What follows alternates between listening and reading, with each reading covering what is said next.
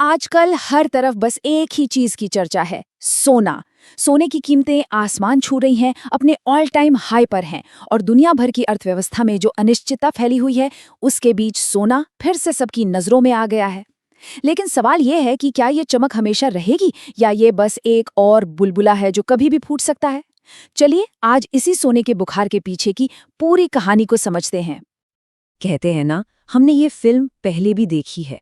ये सिर्फ एक डायलॉग नहीं है, बल्कि सोने के बाजार की सच्चाई है। आज जो कुछ भी हो रहा है वो हमें सीधे 50 साल पीछे ले जाता है, 1970 के दशक के आखिर में। उस वक्त भी दुनिया में कुछ ऐसी आर्थिक उथल-पुथल मची हुई थी। तो सबसे पहले हमें इतिहास में झांकना होगा।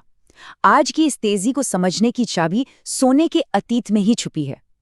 चलिए जरा टाइम में पीछे चलते हैं और देखते हैं कि कैसे लगभग 50 साल पहले जो हुआ था वो आज के बाजार के लिए एक आईने जैसा है।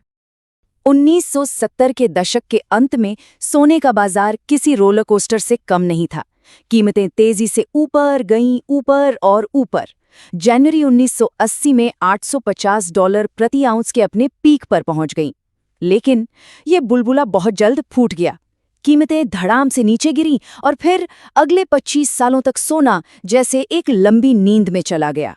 ये इतिहास हमें एक बहुत जरूरी सबक सिखाता है कि हर तेजी के बाद मंदी का दौर आ सकता है।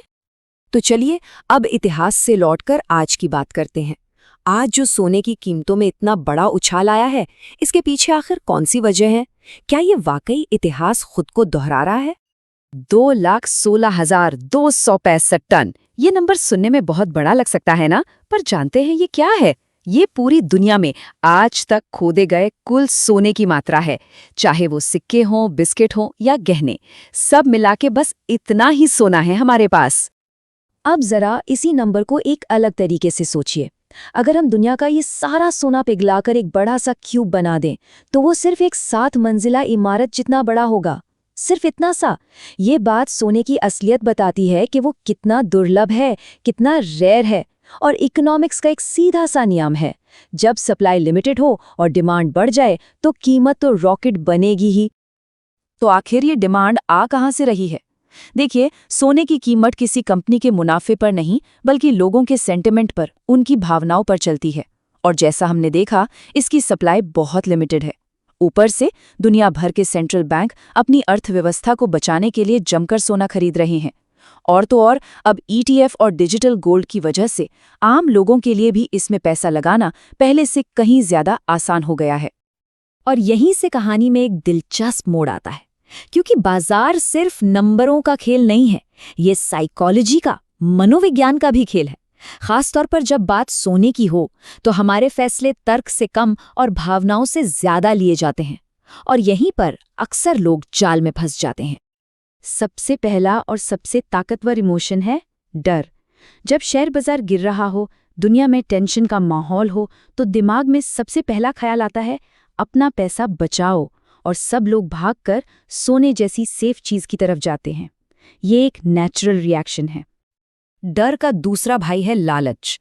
जब सोने की कीमतें रॉकेट की तरह बढ़ रही हों तो एक डर और सताता है, फोमो, यानी फियर ऑफ मिसिंग आउट। कहीं मैं पीछे ना रह जाऊं। हर कोई इस चलती ट्रेन में चढ़कर जल्दी पैसा बनाना चाहता है। याद है 2011 में चांदी के साथ क्या हुआ था? बहुत से लोगों ने पीक पर खरीदा और फिर भारी नुकसान उठाया। और जब डर और लालच एक साथ मिल जाते हैं तो शुरू होती है भेड़ चाल, यानी हर्ड मेंटालिटी।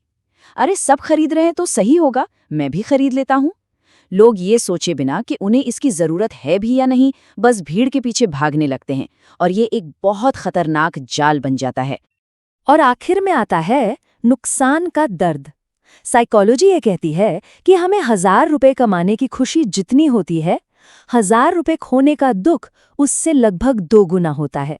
और इसी दर्द से बचने के चक्कर में लोग घबराहट में, जल्दबाजी में गलत फैसले ले लेते हैं। तो ये तो हुई थ्योरी की बातें। चलिए अब एक बिल्कुल ताज़ा असल जिंदगी का उदाहरण देखते हैं। कोविड-19 महामारी का दौर याद है ना? आइए देखते हैं कि उस मुश्किल वक्त में इन भावनाओं ने लोगों के निवेश के फैसलों पर कैसा असर डाला और उसका नतीजा क्या निकला।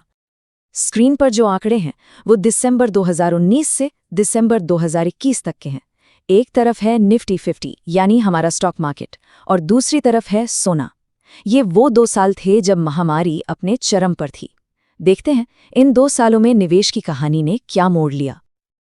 साल 2020 में जब डर का माहौल सबसे ज्यादा था, सोने ने बाजी मार ली। जिन लोगों ने डरकर सोने में पैसा लगाया, उन्हें स्टॉक मार्केट से बेहतर रिटर्न मिला।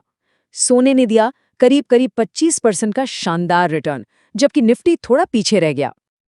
लेकिन कहानी यहीं खत्म नहीं होती। जैसे ही हम अपने देखने का नजरिया 1 साल से बढ़ाकर 2 साल का करते हैं, पूरी की पूरी तस्वीर ही पलट जाती है। अब देखिए, जिन लोगों ने धैर्य रखा और स्टॉक मार्केट में बने रहे, उन्हें सोने से कहीं बेहतर रिटर्न मिला। सबक बिल्कुल साफ है, डर में लिए गए छोटे समय के फैसले लंबे समय में महंगे पड़ सकते हैं। तो फिर सवाल उठता है कि करना क्या चाहिए? अगर भावनाओं में बहकर निवेश करना इतना खतरनाक है, तो सही तरीका क्या है? चलिए अब भावनाओं से हटकर एक तर्कसंगत, एक रैशनल अप्रोच की बात करते हैं और देखते हैं कि एक्सपर्ट्स क्या सलाह देते हैं। देखिए, एक्सपर्ट्स की राय बिल्कुल साफ है। वो कहते हैं कि सोने को अपने पोर्टफोलियो का हीरो मत बनाइए, ये एक सपोर्टिंग एक्टर है। इसका काम आपके पोर्टफोलियो को बुरे वक्त में सहारा देना है, एक इंश्योरेंस पॉलिसी की तरह। तो कितना होना चाहिए? आपके कुल निवेश का सिर्फ 5 से 15%, बस। तो सोने में निवेश करने का अनुशासित तरीका क्या है? पहला, अपनी भावनाओं को पहचानिए। दूसरा, अपनी रिसर्च कीजिए और समझिए कि सोना आपके पोर्टफोलियो में क्या काम करेगा। तीसरा, एक साथ सारा पैसा लगाने के बजाय एसआईपी की तरह धीरे धीरे निवेश करें। और सबसे जरूरी, लंबा सोचिए, कम से कम 5 से 10 साल का नजरिया रखिए। और ये बात याद रखना बहुत जरूरी है, जैसा कि वित्तीय सलाहकार नरेंद्र कोंडाजी कहते हैं, जब दुनिया में भू राजनीतिक शांति हो जाएगी तो सोने की कीमतें भी सामान्य हो जाएंगी। मतलब आज की ये जो तेजी है, ये खास हालात की वजह से है। जब हालात सामान्य होंगे तो कीमतें भी एडजस्ट हो सकती हैं। तो आखिर में एक सवाल जो हर निवेशक को खुद से पूछना चाहिए, निवेश की जो रणनीति बनाई है वो सबूतों और तथ्यों पर आधारित है या डर और लालच जैसी भावनाओं पर? इस सवाल का जवाब ही किसी के भी वित्तीय भविष्य की दिशा तय कर सकता है।